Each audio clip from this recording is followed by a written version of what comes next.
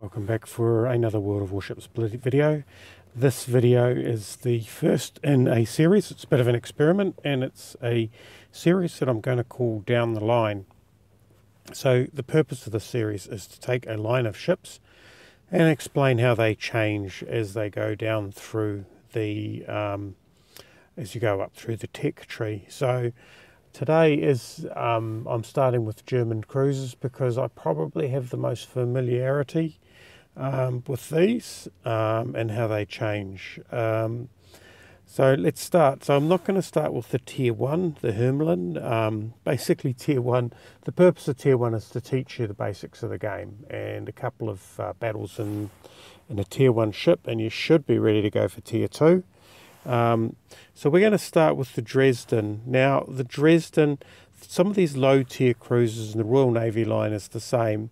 The Tier 2 cruiser is basically extremely forgettable. It's got some main guns. It's a pretty average sort of strength. It's sort of average speed. Its firepower is average. It's got main guns scattered around the outside of on the outside of the hull or around the ship, so you can never get a full focus broadside. But it's Tier 2s to teach you how to how the line is going to go and to teach you a little bit how to play it. So it does teach you how to play, how to shoot. But then again, you probably shouldn't be spending too long in Tier 2. Even Tier 3, which is the Kolberg, is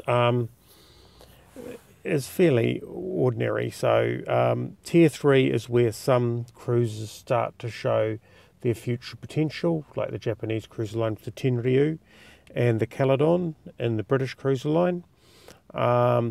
In the German cruiser line, it's a bit more like the American cruiser line, where basically it's a slow, relatively armoured, but not as armoured as the American Tier 3 cruiser ship, with guns scattered around the outside or all over the hull, so that again there's no focus on a broadside. It has no torpedoes. Its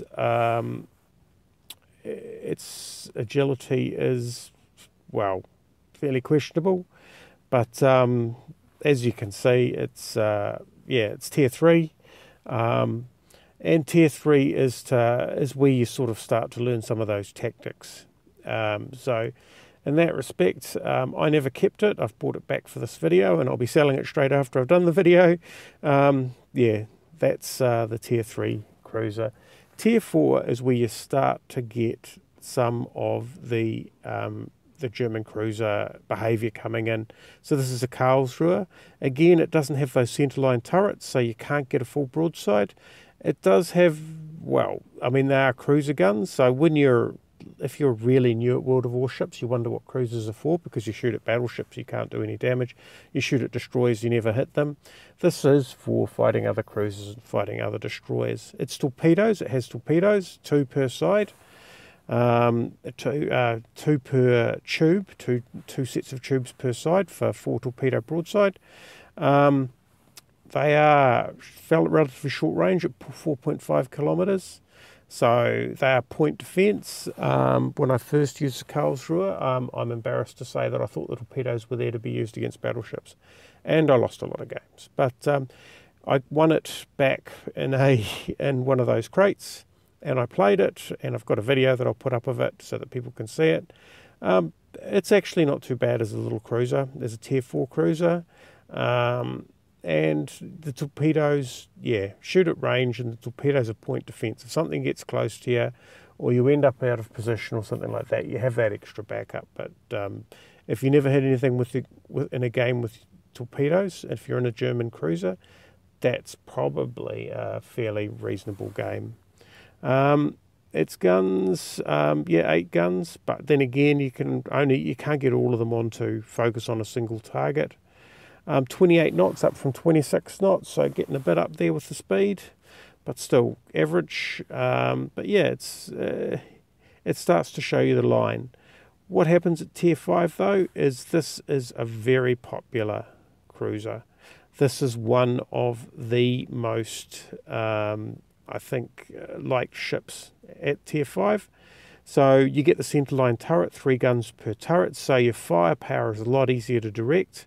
It's extra easy because those rear turrets actually rotate through 360 degrees. So what it means is that you don't spend time, if you do some manoeuvres, you don't spend time trying to get your guns back on target. The guns hit hard, so now they do load up with HE by default, so you need to move to AP, which is the better ammunition choice for German cruisers, because you have a low fire chance and the damage you do is so much better. So I basically spend most of the battle with AP at very long range against battleships. I might use HE. If you learn to shoot at range, then this ship can be a lot of fun. It has 3 torpedoes per side, but again they're short range. You see 5.4 kilometre range. Its speed, it's quite a big jump over the Karlsruhe at 33 knots, so you can use it to support your destroyers, and overall it's a good ship. It's a really good ship. If you want the weaknesses, it is fragile, so you will take a hammering if you get focused by a battleship. But the way to deal with that is to fight at range. And at tier 5, you can meet tier 6 ships and some tier 5 ships that have smoke. And those ships become a bit of a problem because you're firing away, they disappear, and you've got to go and find other targets while they still focus on you. But there's not much to say that's bad about this ship. It's actually a really, really good ship. And to carry on with a good thing, the Nrnberg, it looks the same as the Königsberg, and it plays almost the same. The turrets don't rotate through 360 degrees, which may seem like it's a disadvantage, but it's not really a disadvantage. Now, the Königsberg has a special ability. It has the precise aim. This has the precise aim and sonar. And that sonar, for a long time I didn't really know how to use it, or I'd save it up, which means not really using it per battle. Once you get used to using sonar, sonar is great. If a ship is close range and hides in smoke, the sonar will flush them out. Sonar is good when you're starting to combat destroyers to contest a cap, because it'll give you more warning around the torpedoes, and this ship is agile enough to be able to work with that, as long as you're not heading into a broadside. As long as you've got a bit of angle going in or away from the destroyer, you'll easily avoid their torpedoes. It suffers from the same problem as the Königsberg. It is a little bit fragile, and just be aware that, yeah, if you get focused by a battleship, then yeah, that hurts a lot. Its maximum speed at 32 knots is a little bit slower than the Königsberg, but hardly enough to be worth, hardly enough to notice. The guns, it just continues the Königsberg, fantastic flat trajectory, good range, and hard-hitting AP. Torpedo tubes, pretty much exactly the same as the Königsberg. 5.4 kilometre range, 3 torpedoes per 3 tubes per set, two sets per side. And yeah, so it's a good little cruiser. It's got reasonable surface detection. You can see that my surface detection is 10% improved, so probably 7.8, 7.9, maybe nearly, yeah, probably around about that is the stock surface detection. So it's a relatively stealthy ship. Although in saying that, you spend most of your time firing your guns, so that surface detection is really to choose the engagements at the start of the game and make sure that you're not the first ship shot at, which I'm going to have to say, if you're the first ship shot at and you're in one of these, you're in for a short game. Okay, so far the theme, there seems to be a theme. Then what happens is, there's the Yorck. Now, I'll just get rid of that camo. So the Yorck is what I would describe as a bit of a shock. So it is a heavy cruiser. Its manoeuvrability is far worse than the Nrnberg. So if you have a look at the Nrnberg, for example, I've got concealment, and I'm okay with that. With the Yorck, I was looking to see whether or not I could get concealment. I played it, and no, I need those 2 turning modules. Yeah, so it hits hard with its guns. However, with a 9% AP chance of setting fire, And not big difference between HE damage and AP damage. You spend most of your game firing HE, which is almost a unique situation in the cruiser line. So although it gives you a sense of where the cruiser line's heading as far as size and performance is concerned, the guns are a bit of a standout. They have very high arcs, very slow travel times, which means that you need to lead a lot better. But when they hit, if you hit, you set a lot of fires. So it's quite a different shooting experience and quite a different ship experience. And to be fair, often players, and I struggled with it as well, often players find that it's almost unworkable, and that's because you're expecting something quite different. But once you get used to it, it's a good little ship. It's fairly tough as cruisers go compared with, let's say, the same tier 7 British or Russian cruisers, or even the Japanese, but still, you know, it is only a cruiser. It's slightly slower at 31 knots, and it has the same sort of pathetic torpedoes. Surface detection's way up, so you will be seen a lot earlier. So whereas the previous cruisers could shoot ahead and support destroyers, this cruiser needs to stay with the pack a little bit more. And if you stay with the pack, you can protect them from destroyers because, yeah, well, destroyers don't like approaching lots of guns. And the other thing is that with your torpedoes, you actually create quite a problem for destroyers that decide to do a sort of a YOLO run in, because 2 sets of ships with guns and torpedoes can create quite a mess. The Admiral Hipper. Now this is the last ship that I have. It's not the last German cruiser that I've played, but it's the last one that I have, and it's the last historical ship. So I'm going to end the line on this one and just touch briefly on the next ones by reputation and the small experience that I have. But the Admiral Hipper is it's a great little cruiser. It's probably one of the tougher ones. The guns are, you're back to good AP, poor HE, but they've got good flat trajectories. I have a dispersion mod you can see there to try and tighten them up. And the guns, yeah, they fire fast. Well, they don't fire fast, they reload quite slowly, and I haven't spoken about the reload time, but like the Yorck, the Admiral Hipper has a slow reload. 10 seconds rather than 11 for the Yorck, but it's about 7 for the Nrnberg.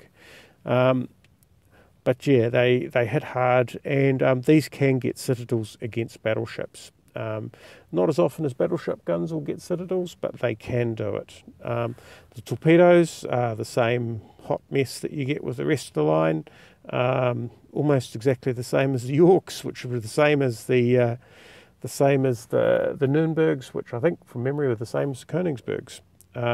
It's a big ship, so you do get detected early, and it's a fleet ship. So if you're on your own, like the Nürnberg and the Coningsburgh can be sort of scout cruisers, this can't really survive as a scout cruiser. If you're on your own, you're better than a battleship being on your own, because you can defend yourself a little bit better against destroyers and get yourself out of trouble. But if you're on your own, you're not as effective. So it's really stick with the fleet.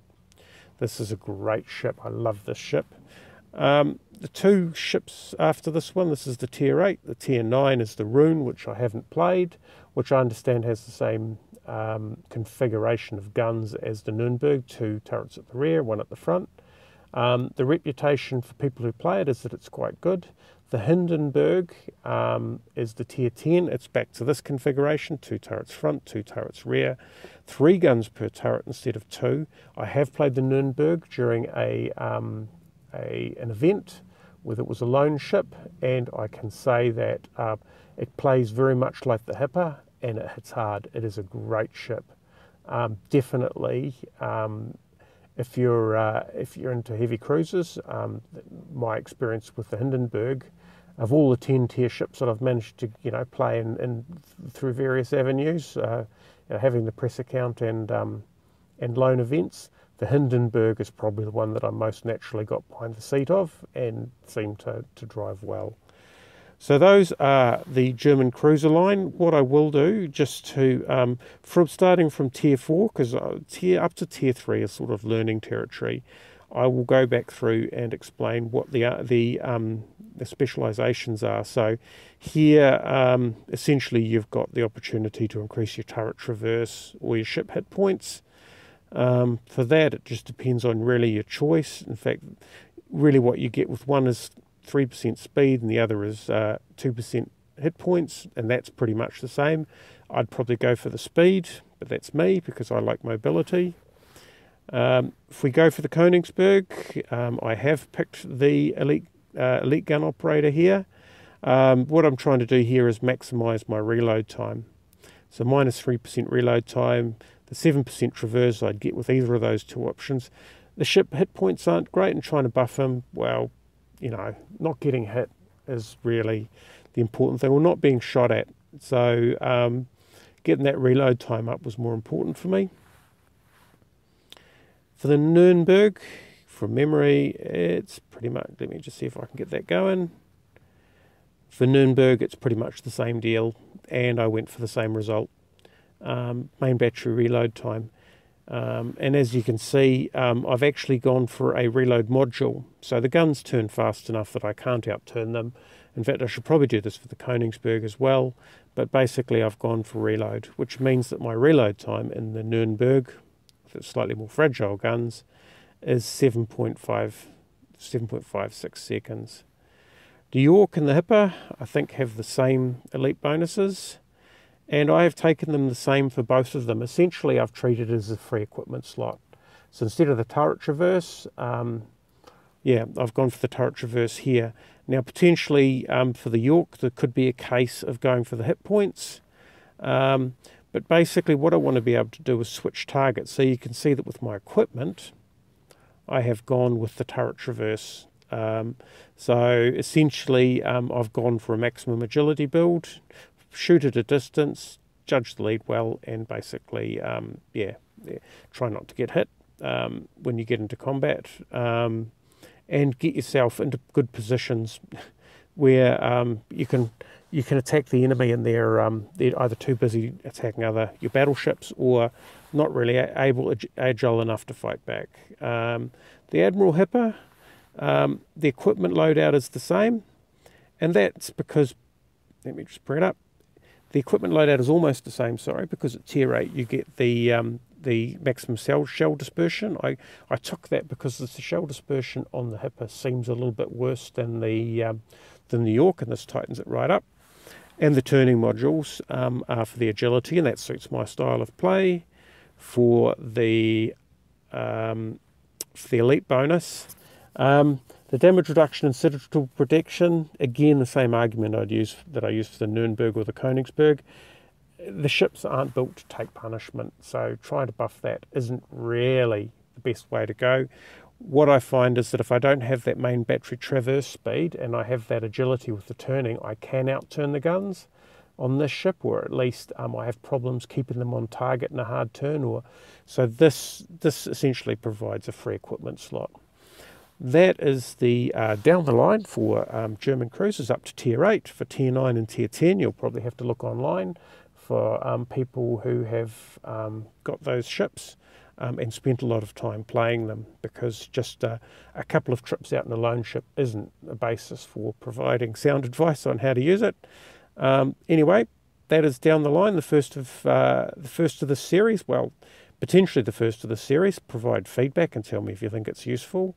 And thanks for watching, and we'll see you next time. And if you like these videos, then what would help me is if you clicked subscribe and like on the video, which will push these videos up the search algorithm for Google so that more World of Warship Blitz players can find them and more people can learn how to cap inside the golden circle in their battleship, the golden channel in their battleship.